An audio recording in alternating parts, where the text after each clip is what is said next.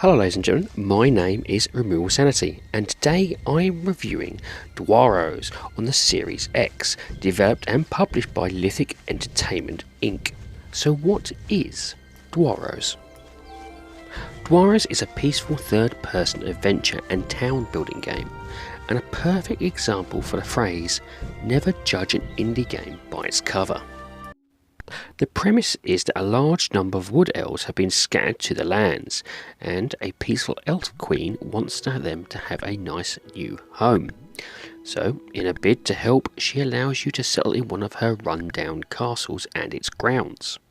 And in a bid to get all this up and running, she has hired 3 specialists to slowly build the castle back up to a thriving community and encourage those desolate to move there. The game boasts 3 different characters to control, each with their own unique talents, who will gather, build, puzzle solve, explore and quest in equal measure to ensure you are never truly bored. So, on to the gameplay. You start off naming your town and the 3 characters you'll be overly familiar with by the time the game's complete. Then you are treated to a cutscene with your 3 characters arriving at the shambles of a castle with a mayor who gives you a clear indication of what you need to do. Once done, you are then given a quick tutorial of which of each character's abilities and talents are. The dwarf is the game's main gatherer who excels at cutting down trees and mining rocks. However, climbing and speed isn't really his thing. Next is your elf builder, who can turn any of your materials into any structure you desire, with an average amount of speed and jump. Lastly is your explorer, who excels at speed, finding treasure, climbing and jumping. It's not to say you can't use your dwarf to explore, it's just until you buff him, it's wise to use your specialist for it. You can switch between each character at will, and to progress, switching is essential. There is no combat in this game, so you can play at your leisure, ensuring tasks take as long or as quick as you like. From the start, it's up to you to start upgrading the town with the builder. The tents are only available at the beginning, however, by mixing and matching, you get the chance to upgrade to bigger and better homes down the line. You build structures by using the workbench and hitting the design tab. Once you've built a certain number of structures, you'll be able to use the blueprint for that structure for combinations. By choosing 2 blueprints, you can do 2 of the same structure. You can potentially combine them into something new. In the case of tents, this provides a small home, and if you do the same combo for the small home, it provides a 2-story house, and so forth. Be aware though that not everything can be combined, so it will take some experimenting to find what works and what doesn't. Once enough homes are built, you need residents in them to tax and grow. You can find more than enough campers out in the woods, and recruiting them is simple, with just asking them to join if you have enough homes available.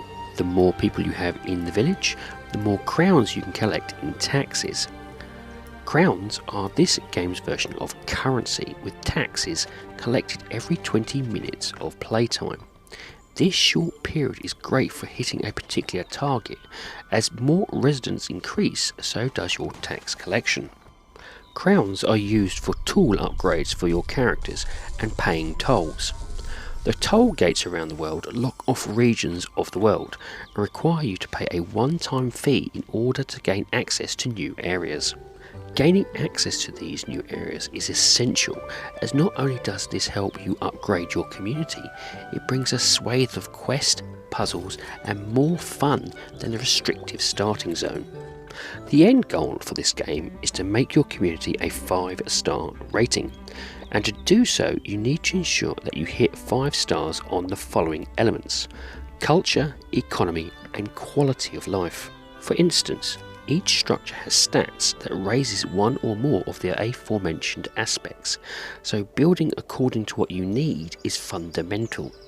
To simplify it, homes provide quality of life, gardens and entertainment increase culture, stalls and shops improve the economy.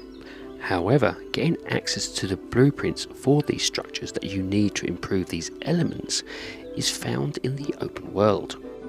And this is where your gatherer and explorer will spend a lot of their time.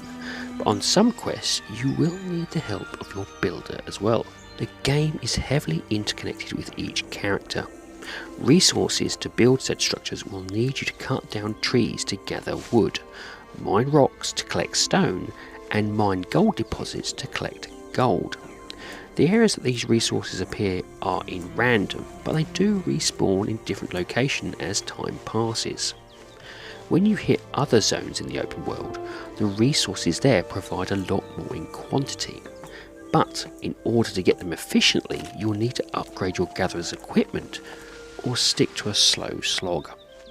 Now, there is a cap to the number of resources you can have on you at any one time, but if you explore, there are quests that, if you complete, will increase your maximum capacity, and this is where your explorer comes into play.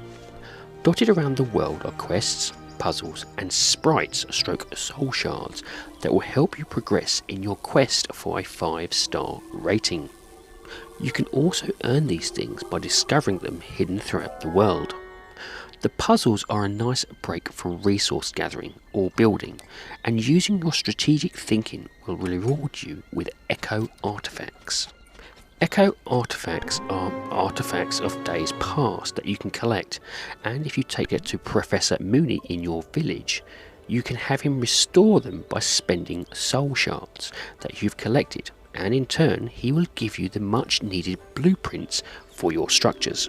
Sprites, on the other hand, is needed by a surveyor, who, after receiving a number of them, will increase the land you have to build on. These little fellows are often found in unusual or hard to reach spots, specifically tailored for explorer to find. And if that isn't enough, there are also trials, which are collections of dungeon-like indoor puzzles, which once completed reward you with the most resources. Quests are also quite critical, as they in turn will provide you with equipment that allows you to progress further in the open world. For instance, one quest was asking me to destroy a boulder blocking a windmill from working, but to do so I needed a bomb. To get to the person who would give me that bomb, I needed my builder to build a bridge to the area in question, who then probably told me to look for another person elsewhere. But once completed, I could then use that said bomb on various elements in the world to find hidden resources and puzzles in order to progress further. One area I haven't mentioned is the ability to buff your 3 characters' stats and community with the use of pets. After meeting the animal caretaker and getting her to join your community, she'll teach you how to tame animals. This becomes a mini-game where you have to balance the animal's attention and trust. You will need to raise its trust to 100% before its attention drops to 0. It's a pretty simple minigame that is actually quite enjoyable. Now, every animal has a taming level that you will need to level up to by successfully taming animals. Tamed animals become pets, which then you can equip funny clothing on and name, but they also provide buffs depending on whom they follow. Again, there is a limit, but if you progress, this increases. The game's fun factor is slow to start off with, and for me at least, it was only when I progressed outside the starting area did the whole game come into its own. Once outside, quest, puzzles and the constant swapping of characters became natural and thoroughly enjoyable. I too often found myself really investing in completing a quest and forgetting about my town and ensuring that they were well stocked on food and toilets. So what about the graphics? The game's visual style is probably where the game may turn some people off, and is exactly why you shouldn't judge a book by its cover. The game's visuals is a nice chunky N64 aesthetic that is pleasant enough to explore. There is the odd clash between scenery or stuff that kind of breaks when you see it in the distance, but you can get so invested in the game you forget about these issues. And whilst the development team has tried to provide some unique backdrops, some work better than others, it can look a little rough when viewed too closely. However, the most horrendous of elements is the game's residents. Whilst the characters you control are lovely and well visualised, the rest feel and look as if they were plucked from a random character generator from the Nintendo Wii. They are so at odds with your characters, I actually wonder if this is a design choice and put in there as a visual gag, or maybe to help reduce lag when numerous buildings are built. Overall though, the game runs pretty smoothly, even with a huge number of buildings for you to create in your community. Also, there is no slowdown when you decide to walk through your creations. For me, the game's visuals, whilst not my ideal style, is pleasant and enough, and actually something you quickly grow accustomed to after a few hours playtime. And now to the sound. The sound for this game though is lovely and hits the game's joyful aesthetic right on the head. Every chord, little tune or chop of the axe is well done.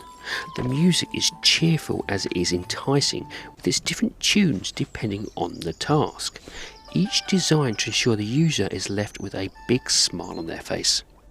The general world noises from animals, trees being cut, to the sound of your feet hitting the grass are also done well. You wouldn't think it, but I can tell there is a clear passion in getting the game to sound right. My best recommendation for this game is a good gaming set or sound bar. And this leads me on to the rating of the game. Now I rate games in order of avoid, on sale, great purchase and must own. My rating for Dwarrows is great purchase. Regardless of the visuals, the gameplay here hits all the right targets to draw you in and keep you entertained, wanting to explore one more area, build one more house, or complete one more puzzle. It's really fun and is a great way to wind down after a long day, with you being able to jump in and progress whenever you feel like it. The game is currently priced on Xbox at £24.24, or approximately $30, and depending on your skill and patience would give you 20 plus hours worth of gameplay to potentially get a 5-star rating, and about another 10 hours to find all the sprites and complete all the trials. There is more here than meets the eye, and by the time you get past the starting area, you can easily be enamoured with the game and its journey. Yes, there is some questionable graphical choices, the odd clipping, and even some minor glitches. But the essence of this game is fun if you allow yourself to get past the surface level blemishes. As I said at the start, never judge an indie game by its cover. Well, ladies and gentlemen, that's it. I do hope you like this review, and if you do, please like, share and subscribe if you so wish. And if you would like to put some notes or even just a comment in the comment section, I do like reading them. Anyway, have a great time gaming, and I'll see you all again soon.